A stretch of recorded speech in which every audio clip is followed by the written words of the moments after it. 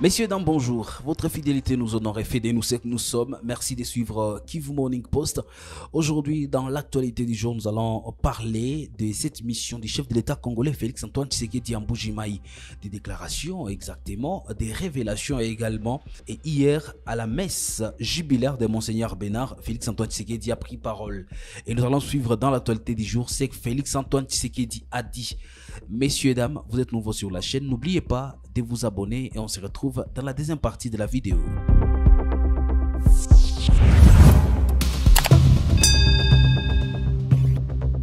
Avant de parler de ce qu'a dit le chef de l'État, commençons d'abord en ville de Béni où il y a eu élection syndicale à l'Office congolais de contrôle OCC, agence de Béni en province du Nord Kivu vendredi. Les syndicats autonomes de l'OCC qui a raflé ces élections face à la confédération syndicale du Congo. On va retrouver notre permanent à Béni, le permanent de Kivu Morning Post, Isaac Bin Ngeve pour plus de détails.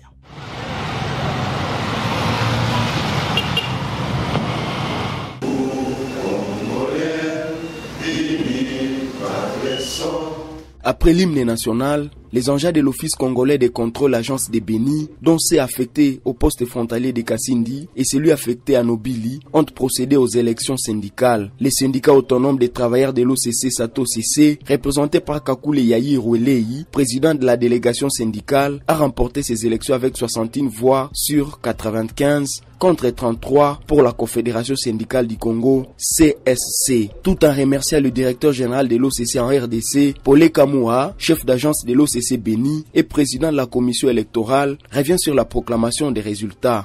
Et voici les résultats. Le nombre d'électeurs inscrits au niveau de l'agence de Béni, ou si vous voulez, au bureau de vote local de Béni, il s'agit de 76 électeurs inscrits. Le nombre de votants, c'est 95. Le nombre de bulletins distribués, c'est 95. Le nombre de bulletins nuls, il y a un seul bulletin. Les suffrages valablement exprimés, c'est 94, dont 33 voix pour les comptes de la CC et 61 voix pour les comptes de Sato CC. Le quotient électoral, nous prenons 94, c'est-à-dire les suffrages valablement exprimés, divisé par le nombre de sièges à pourvoir. Ici, il s'agit de 5. Donc, nous prenons 94, divisé par 5. Le quotient, c'est 18,8.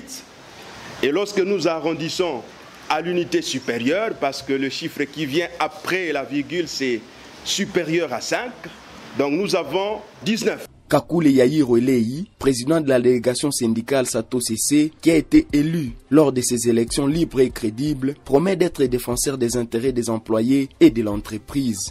Je suis satisfait du résultat, les impressions sont vraiment bonnes. Je sais que les agents attendent beaucoup de moi. On ne va pas inventer la roue. C'est un travail de routine, mais on ne sait jamais. Il y a toujours de nouveaux défis qui arrivent. On va se confronter aux nouveaux défis.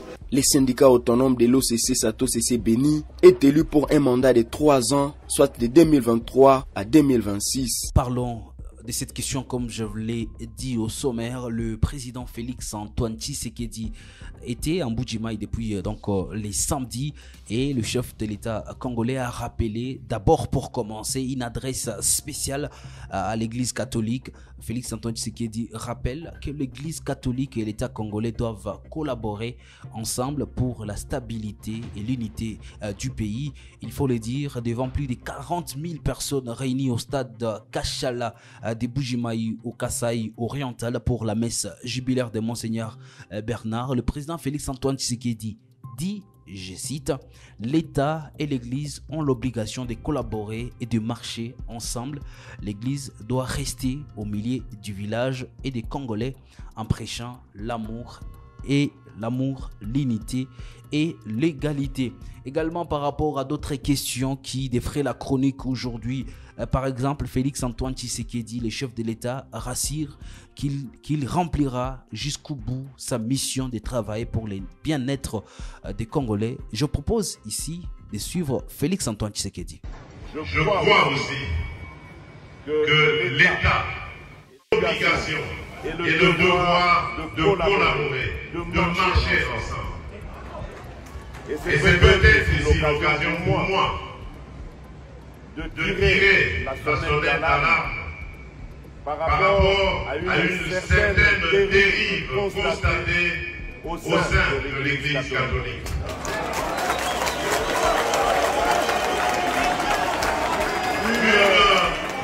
Une dérive que je qualifierais de dangereuse, surtout en cette année électorale. L'Église doit être au milieu des villages. Ici, je sais intervenir, l'Église doit être au milieu des Congolais. Elle doit prêcher l'amour, l'unité et l'égalité. L'Église doit accompagner toutes les filles et tous les fils de la République qui sont en politique de la même manière. Mais il se fait que parmi vous, il y a malheureusement quelques personnes qui ont pris une tendance dangereuse qui risquerait de diviser notre nation. En tant que garant de l'unité de cette nation, je me sens obligé de dire que je n'accepterai jamais une telle idée. D'un ton ferme et plutôt décidé, le chef de l'État congolais déclare qu'il ne ménagera aucun effort pour garantir l'unité et la sécurité du pays. Il dit « Je ne reculerai pas devant les menaces et les intimidations », a dit Félix Antoine Tshisekedi, que je propose ici de suivre. Je vais terminer mon propos en réaffirmant encore ma détermination à garder ce pays uni et à le pacifier.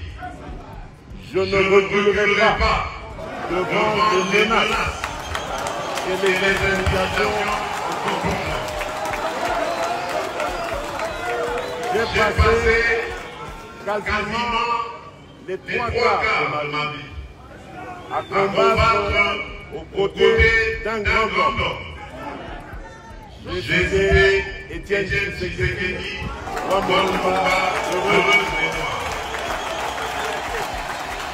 Cet homme m'a appris l'amour du Congo et des Congolais. Et donc, je ne ferai jamais, au grand jamais, le fossoyeur du Congo et des Congolais. En revanche, je m'attaquerai sans hésitation, sans remords, à tout Congolais qui mettrait en danger la sécurité et la stabilité de notre pays.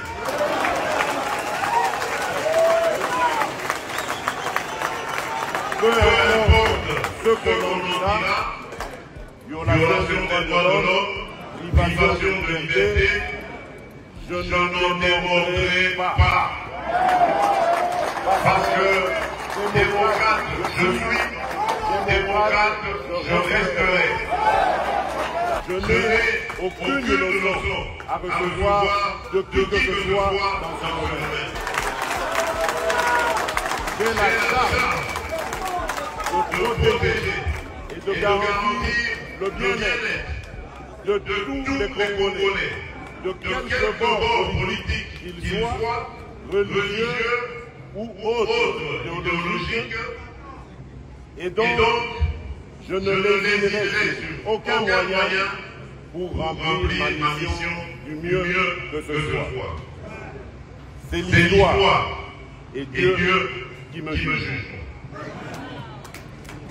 Monseigneur Emmanuel Bernard, encore une fois, je voudrais vous remercier d'être l'homme que vous êtes et de m'avoir associé à cette célébration mémorable et inoubliable.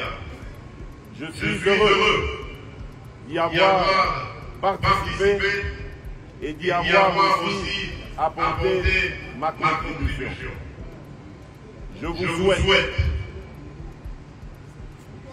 bonne chance, plein succès pour tous ceux qui vous restent encore à remplir comme tâche dans notre chère province et dans ce diocèse de Mbuji-Mayi. Que Dieu Tout-Puissant vous bénisse. Nzambi akutwa mpanda panda kabili ya milonga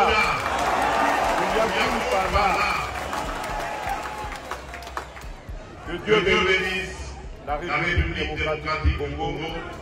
Je vous remercie.